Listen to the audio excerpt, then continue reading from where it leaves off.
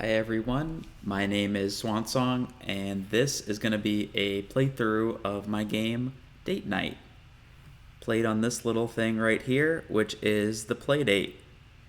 So it's a short game, maybe 15 to 20 minutes max. I'm going to try to slow it down. Usually I can get through it in like 5 minutes just for debugging, but I'll try to slow it down and go through all the little things I included in the game, give you some commentary.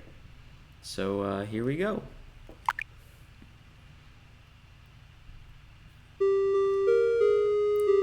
So this is the home screen, obviously. I've included some accessibility controls here. This will be helpful in parts where there's like you're dodging obstacles or things are moving fast, and depending on your reflexes, I try to make it accessible for anyone who just wanted to play the game.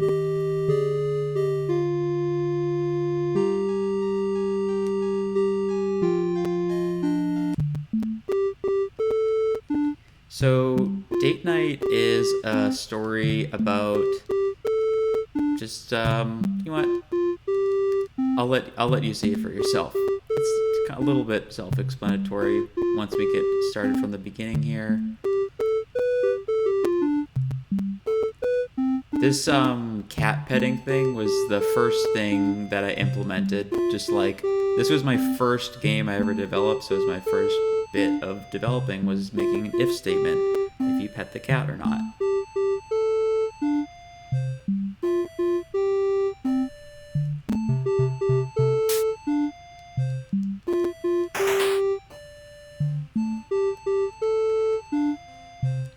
And I will say that this soundtrack I wrote all by myself, but I did also all the code by myself. But I couldn't have done it without a whole bunch of playtesters. There's no way I would have done it all that by myself.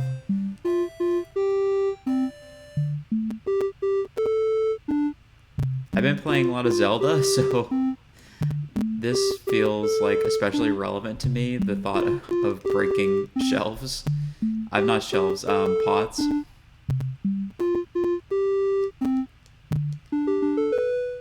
So this is this premise of the story. Like basically, it feels like your average day to your partner who's just going to work, but the idea was your protagonist takes the day off and just tries to like cook her a meal and get her flowers and try to make it like a special date night, even though to her it just might be a regular old day.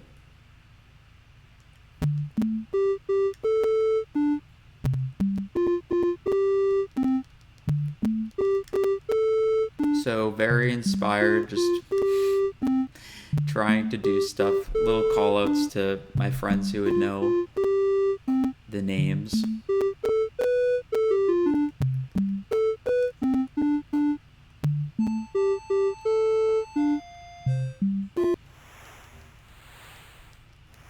So here, you might be able to tell, definitely influenced by Frogger.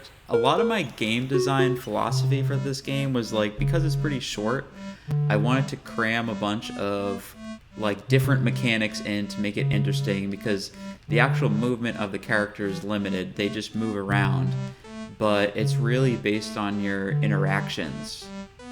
Like I wanted to have a lot of small little interactions to really vary up the play style in that like short 15-20 minutes that you're actually playing.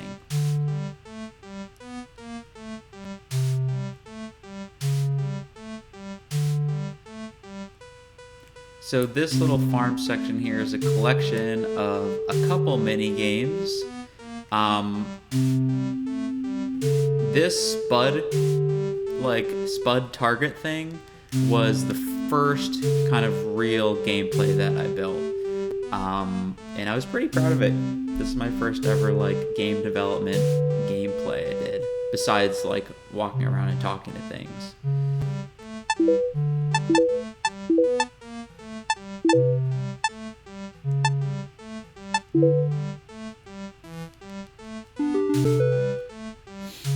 So basically, this part of the game, you're just like trying to, or most of the game, you're just trying to collect ingredients to make dinner.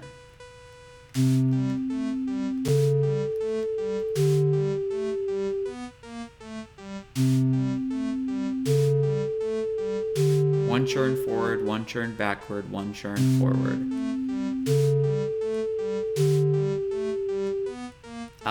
And so I did build in a system here. I found during playtesting, people are really getting stuck on this part. I had a lot more confusing wording. I based it off like the hands of a clock moving forward and backwards. And so I wanted to like, you know, use the crank here as like a puzzle solving mechanism. And so I tried to like base it, like be real smart, base off the hands of a clock moving clockwise, counterclockwise. Turns out that confused almost every single play tester. So I made it pretty straightforward. You one crank forward, one crank backward, one crank forward. You solve the riddle. But if you decide to turn off crank controls, there's an alternative puzzle, and I won't spoil that here in case you did want to try that. This one I was pretty happy about, so you can maybe guess here that this is like a Simon Says type puzzle. So you need to mimic the directions of where these little chicks are going, and the thing that I like about this is that the directions are randomized every time you enter the room. So there's no one solution. So yeah, it keeps from like this particular puzzle getting spoiled. It's a little bit easier to implement. Oh. This is the first time I've actually seen this happen, where all 5 chicks are going up. I actually can't believe the odds that that just happened when I'm recording this.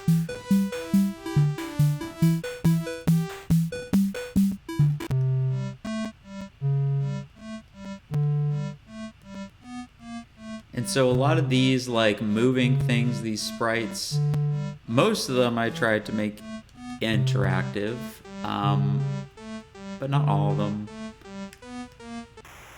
Just little things here or there. And yes, the water is dangerous. So when you get hit by a car or you fall in the water, you go back to the beginning of the room.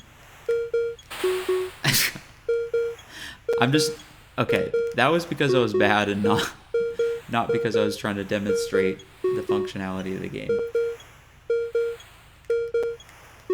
Okay.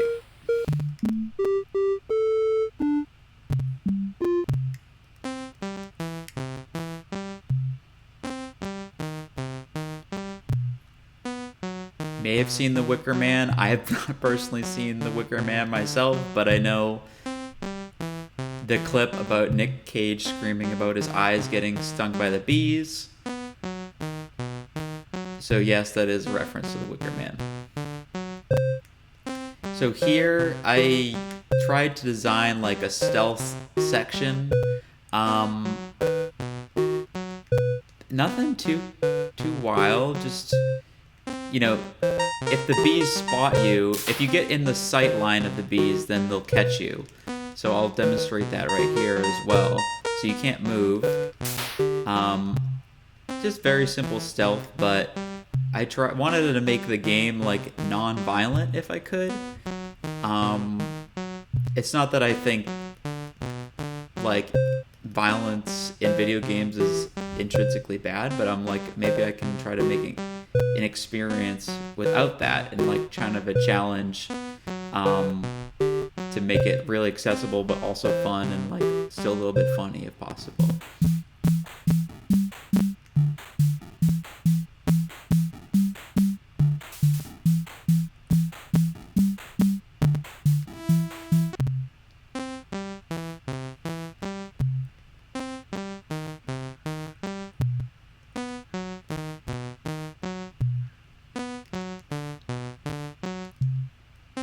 This, I will say, like the bee maze and the things that precede the maze, like the boss fight that precedes the maze, probably took the most amount of time.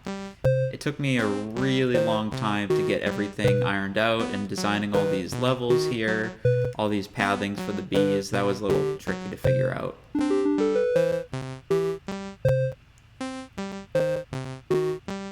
So if you don't own a Playdate, you will know that Playdate, even though it does have a lot of features like a gyroscope and a crank, and a microphone, does not actually have smell-o-vision, which is something that tripped up a few of my playtesters. They thought they had to do something with the Playdate, but I was just making a little joke.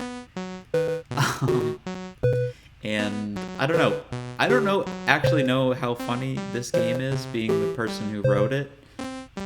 So I don't know, hopefully people enjoy it.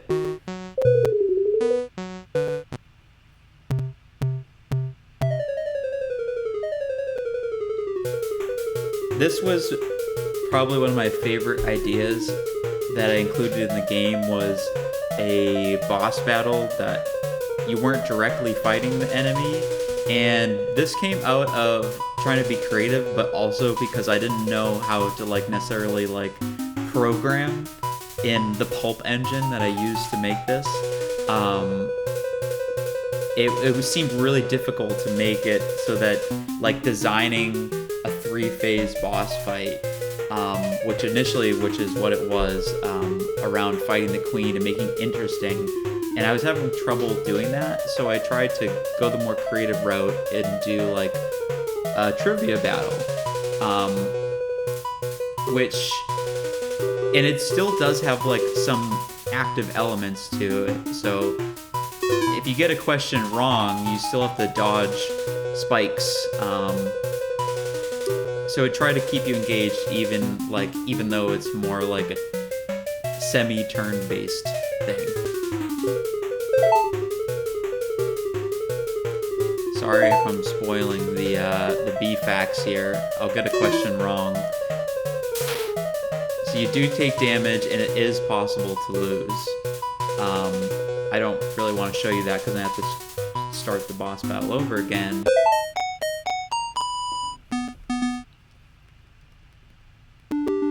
So we got all the ingredients. Now we can start wrapping up the game.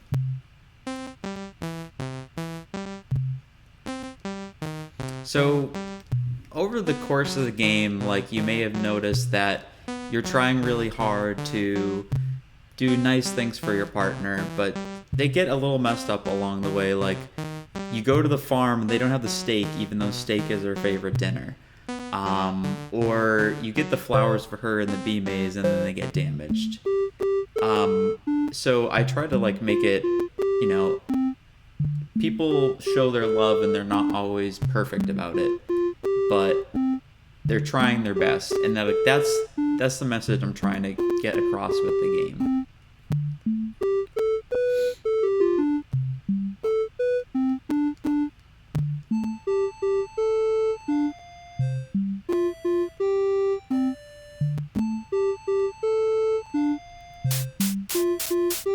And just a little bit more gratuitous crank action. Accidentally skipped the text there, so you just need to set the table, and then this triggers the last kind of ending portion of the game.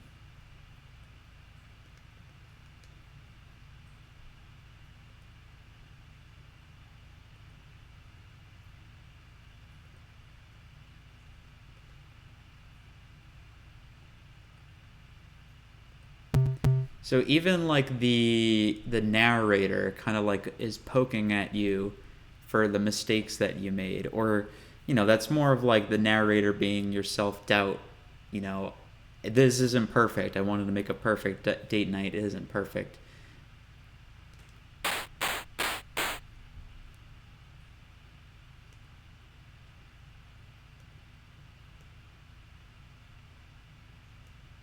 But in the end, it's all okay.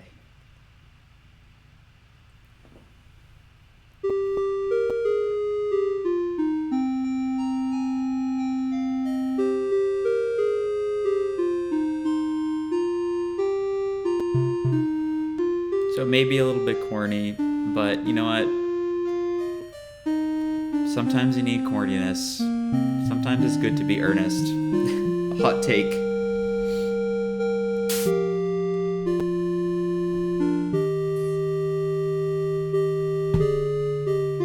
And that's it. This was a project very much inspired by my partner. You know, we've lived together for a few years, and sometimes you just get stuck in your routine. You might lose sight of like the little things that make it special, like loving someone, being in love with someone. And for me, like making this game kind of put it into perspective, like, oh, I get to wake up to this person every day. I like might not always have like big shows of love, but I try to show my love in the little ways, or the way she shows me love, and with the small things. I think that's what really like makes a relationship flourish. So very happy that I could be inspired by her, and very happy for anyone that may have gotten this far in watching the video. I know it's pretty short, but you know, it's my first game. Took me almost a year to do, but I feel really proud of it. So I hope you'll check out Date Night on your own, and I hope you'll stay tuned with whatever else I got cooking. See you later.